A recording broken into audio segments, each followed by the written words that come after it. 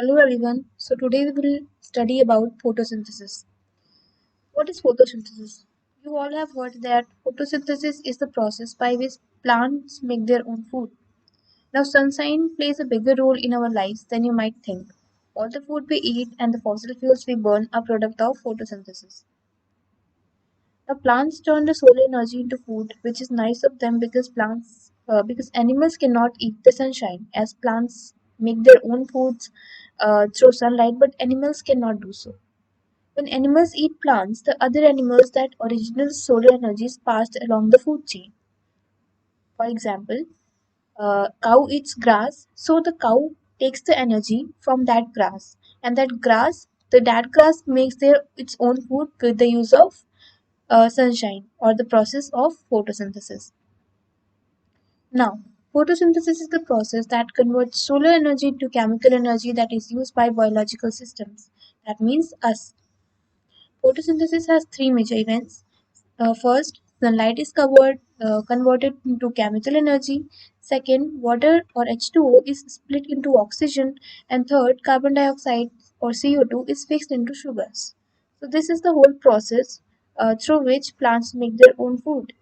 The sun, through which energy is passed, and the chloroplasts that are present inside the plants. Uh, Combined, and water plus CO2, for example, H2O plus CO2 and the chloroplast together form the product that is sugar, oxygen, and water.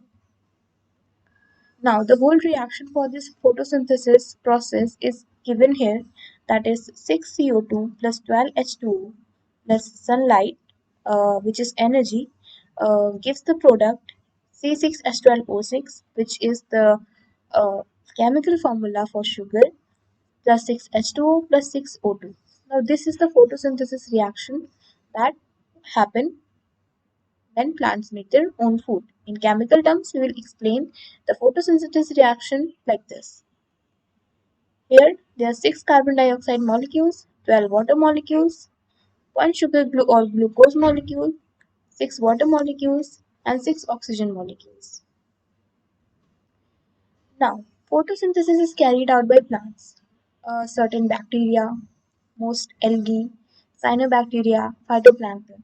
These organisms are known as photoautotrophs or producers, meaning they make their own food and energy from sun. Consumers such as herbivores and carnivores depend on the products of photosynthesis that producers make to live. So, from this, we understand that plants are the producers that make food, and herbivores and carnivores that depend on their food that is made by the plants are known as consumers. Now, now comes a topic, or you can say a term, glucose. What is glucose? So, glucose, as the chemical formula is written here, C6H12O6, is a sugar, and its molecular structure looks like this, as shown here. It's very complicated structure, but there's no need to worry. It's very easy, and you don't have to memorize it. You will understand it in further standards. Till now, you have to just understand that what is glucose and what is its properties and what does it do.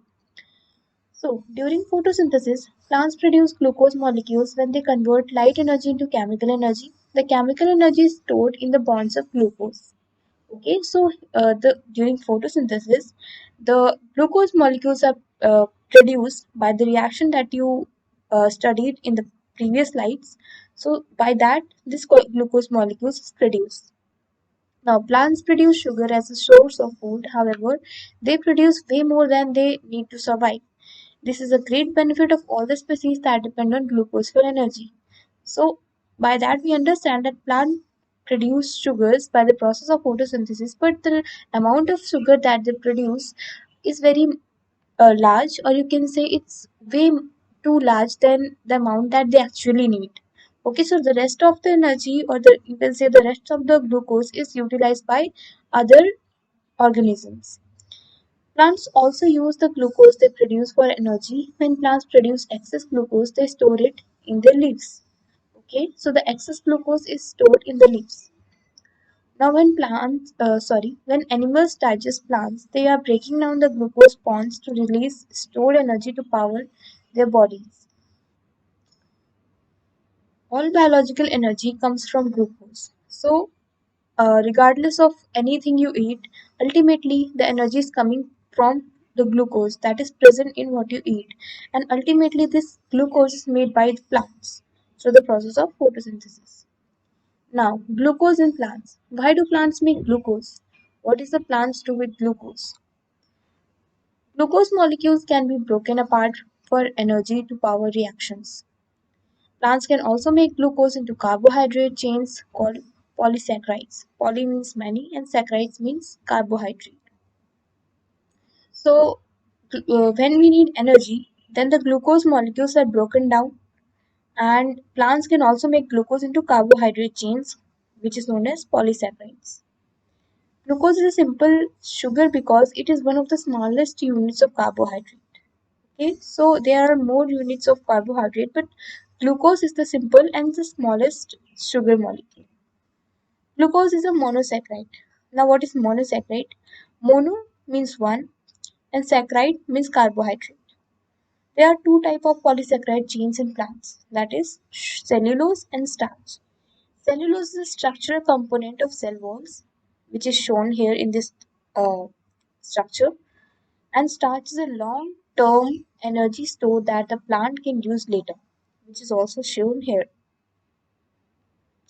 You can see the glucose units that are present in cellulose, and by joining a lot of glucose molecules, one cellulose structure is made. Similarly, in starch also, you can see the individual glucose molecules. Now, each atom's movement can be traced through the photosynthesis reaction. Now, each letter stands for the element the atom is made of. So, this letter C means an atom of carbon. Okay, and here, if a dioxide molecule has one carbon and two oxygen atoms, as you can see, if six carbon dioxide molecules are used, there are six carbon atoms and 12 oxygen atoms because 6 is multiplied by 2 gives us 12. Okay, now before 6 carbon atoms and 12 oxygen atoms, and here a water molecule has two hydrogen and one oxygen atom. If 12 water molecules are used, there are 12 hydrogen atoms, that is 12 into 2, 24, and 12 oxygen atoms in total, which is also written here as 24 hydrogen atoms and 12 oxygen atoms. The sunlight provides the energy for the reaction. Okay, now one molecule of glucose or sugar has 6 carbon, 12 hydrogen, and 6 oxygen atoms. Now, if you count every atom before the and after the reaction, they are balanced. 6 oxygen atoms, 6 oxygen atoms, 24 oxygen atoms in the left side, 24 oxygen atoms in the right side, and 24 hydrogen atoms in the left side, 24 hydrogen atoms in the right side. As you can see, they are all balanced. Now, through the evolution, plant cells, certain bacteria, and some algae have acquired chloroplasts to help carry out photosynthetic reaction. Chloroplasts are the plastid or plant cell organelle. Chloroplasts are full of round flattened discs called thylakoids. Now, this is the structure of chloroplast as you can see in the diagram here. Here, both the pictures are of chloroplast in plants, cells, and different magnifications. Now, this small, tiny, oval shaped structure is called thylakoids, and a stack of thylakoids is called a granum. You need to memorize all these terms, and this space that is shown here is called stroma, which is the space inside the chloroplast. Now, chloroplasts are where photosynthesis occurs. Remember this. Now, where did chloroplasts come from? A very long time ago, plant cells were once ancient eukaryotic cells that had enveloped a cyanobacteria. Eventually, the cyanobacteria became a part of the cell and depended upon it for life, which in turn gave the cell the ability to photosynthesize. This is called the endosymbiotic theory. Endo means inside. There are many reasons why scientists believe this theory. One is that chloroplasts have their own DNA that is different from plant DNA but similar to bacterial DNA. As you can see in this diagram, mitochondria also believed to have been engulfed by ancient eukaryotic cells through endosymbiosis. That's cyanobacteria today. Cyan means from the Greek word cyanin, which means aqua colored. Not all bacteria that undergo photosynthesis are cyanobacteria, but all cyanobacteria are photosynthetic bacteria. For example, purple bacteria are not cyanobacteria, but were the first bacteria discovered that can photosynthesize. Cyanobacteria undergo photosynthesis in lakes, ponds, and oceans. Cyanobacteria lack chloroplast. And can you answer me why this is?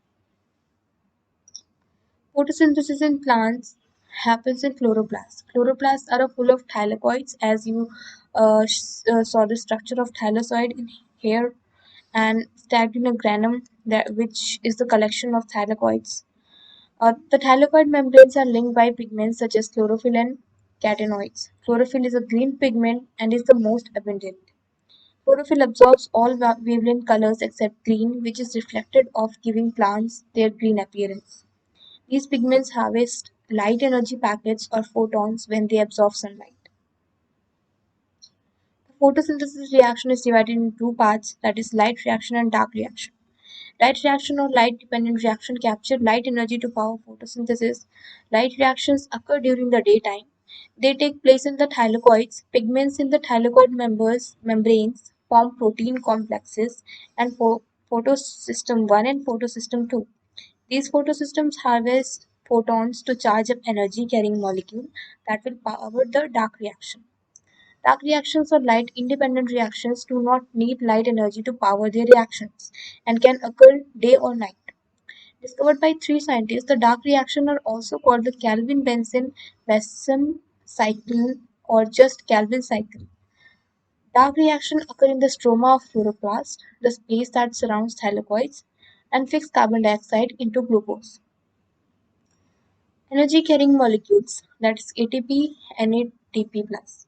Both energy carrying molecules used in photosynthesis and cellular respiration. Now, ATP is called a cellular currency because it is used to power all the reactions that take place in the cell of all living organisms or living things. When ATP's third phosphate is broken off, it releases energy that the cell can use. ATP is made when a third phosphate group is added to ADP, that is diphosphate diamines 2.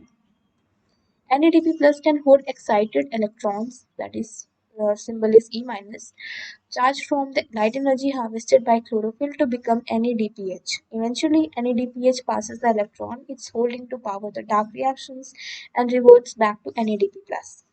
Nicotinamide adenine dinucleotide phosphate. This is the full form of NADP plus.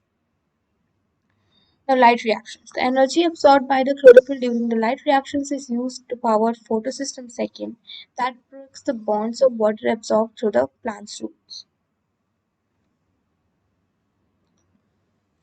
Freed oxygen atoms bind with each other to form the gas oxygen uh, or O2.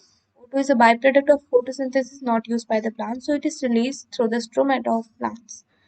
Stomata, which you all have heard about, are little pores in the leaves that open and close and let oxygen out and carbon dioxide in.